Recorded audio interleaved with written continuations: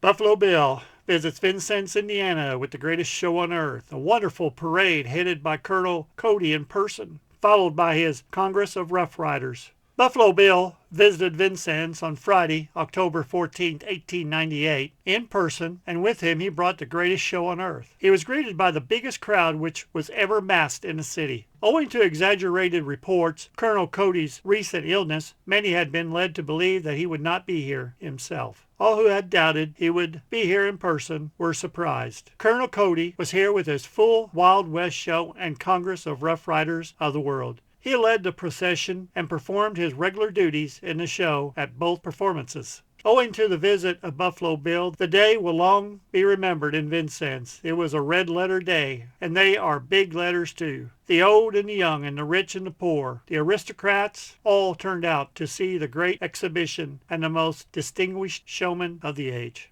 Long before time for the parade to move, the streets were lined with people. The clouds were lowering and the air filled with mist when daylight chased away the night. Soon the mist turned into drizzle, yet the rain did not dampen the people's eagerness, nor affect the number of those who were out to see the world-renowned Buffalo Bill and his famous Wild West and Congress of Rough Riders. As the great hands crept around the big face of the town clock on the city hall until they pointed the hour of 10 a.m., the crowd thickened and the eager expectancy increased. No such jam of humanity ever collected along the principal thoroughfares of this city, and we feel safe in saying that everybody in this vast concourse of people was delighted with the procession, which was certainly the most interesting that ever appeared in this city. William F. Cody, Buffalo Bill, who was given the continuous ovation all along the line of parade. He was followed by his splendid and immense procession of riders in divisions under their respective leaders. Each division within itself would have been a big show. The show, not only in his street parade, but in each and every performance, Buffalo Bill's show contains all that he had promised and more. Buffalo Bill was too great a reputation to attempt to deceive the people, even if he desired. But his great regard for veracity is known and recognized, especially by the Indians, among whom he is such a power. The exhibition were better far than the most that anyone had ever anticipated. In fact, they had too great and too novel to be described. No one can do them justice. Everything that Colonel Cody presents to the public is genuine. If he claims it is an Indian, it is an Indian. If a Cossack, it is a Cossack. If it is a British soldier, it is a British soldier. If a Cuban, it is a Cuban, etc. Among the special additions to Colonel Cody and his marksmanship, so renowned on both hemispheres, he may mention Miss Oakley, the greatest female rifle shot in the world and one of the most daring and graceful female riders who ever sat in the saddle. Billy Baker, the greatest marksman on earth, who breaks clay pigeons as fast as they can be thrown while standing, sitting, or reclining, or standing on his head with unerring aim.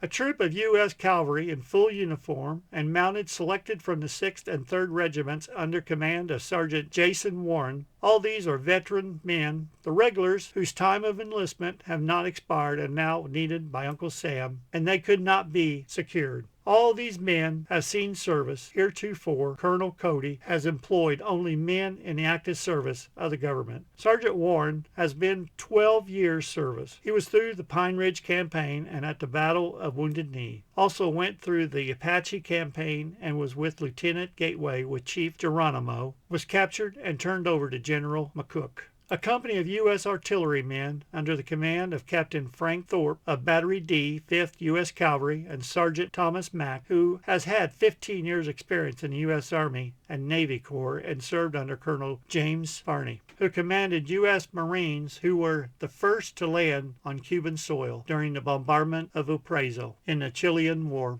Sergeant Mack was on the U.S. vessel San Francisco, commanded by Captain Sampson, now Admiral Sampson. Mack was fleet bugler. Troops of the British cavalry selected from the 5th and 17 Queen's Lancers. All these were on leave of absence from the British war officer except Captain Savell, who after 22 years' service in Her Majesty's service became deaf. He served 8 years as bodyguard to Sir Herbert Ketchum, now fighting Dervishers. He was on the Gordon relief expedition and served as Lieutenant Bombay, Herbella, and with Her Majesty's troops in South Africa. Troops from a regiment of cuirassiers from the German army, commanded by Sergeant Julius van Natsmer, soon to be made a lieutenant by the German government. Company of Russian Cossacks from the mountains of Cassius. These fierce horsemen were secured by special permission of the Russian government, and it cost 800 each to get them as far as London. The Indians are from the Pine Ridge SD Agency.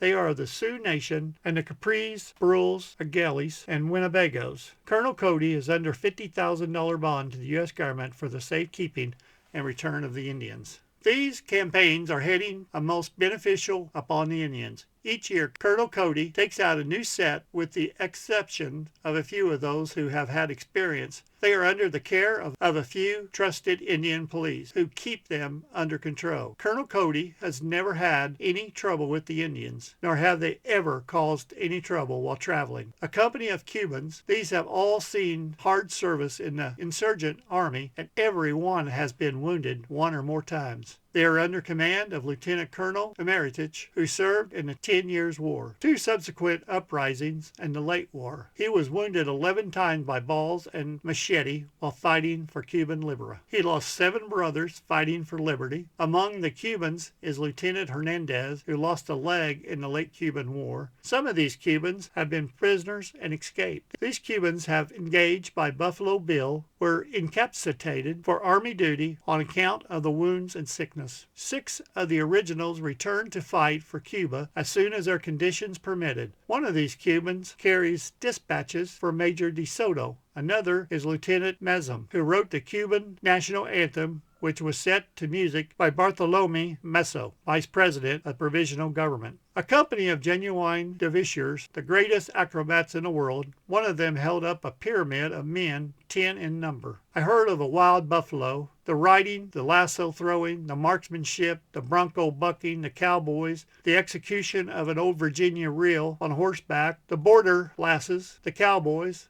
band led by William Sweeney, and many other great feats deserve special attention, but the lack of time and space forbid. The crowd which witnessed the afternoon performance was the largest by 5 times that ever witnessed a performance of any kind in Vincennes.